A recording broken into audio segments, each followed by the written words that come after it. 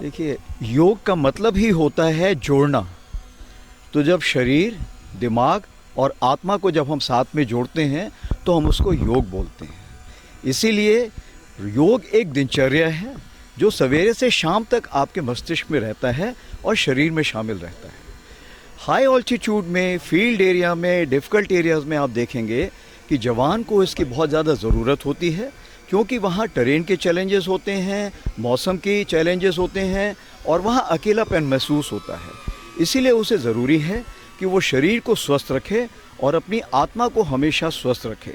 और आत्मा और शरीर का जब वो मिलन होता है तो परमात्मा से जब हम बात करते हैं, स्पिरिचुअलिज्म जिसको हम बोलते हैं, उससे शरीर में ठहराव आता है, एक शरीर में एक स्फूर्ति आती है जिससे उसे काम करने के लिए ताजगी मिलती है और प्रोत्साहन मिलता है। सर, इंडियन आर्मी का ताकत के बारे में क्या बोलेंगे?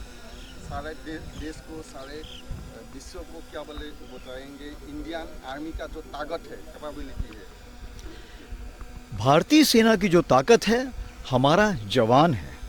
भारतीय सेना अपने जवान के ऊपर पूरा निर्भर रहती है, क्योंकि वो अपने आप में ही एक मशीन है, एक टेक्नोलॉजी है और एक शारीरिक स्ट्रेंथ के साथ किसी भी चैलेंज को लेने के लिए हमेशा तैयार रहता है। और जब ये जवान एक समूह में इकट्ठा होते हैं तो वो किसी भी प्रकार के दुश्मन को परास्त कर सकते हैं।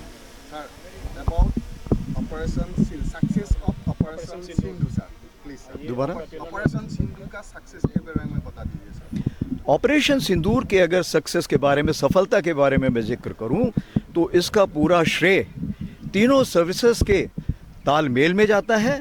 और हर जवान, चाहे वो भारतीय सेना का हो, नौसेना का हो या वायुसेना का हो, सब ने अपनी जगह पर पूरी दिमाग के साथ, तरोताजगी के साथ और एकाग्रता के साथ काम किया। इसलिए चूंकि सब ने अपनी जगह पे सही काम किया, इसीलिए पाकिस्तान को मुंह की खानी पड़ी।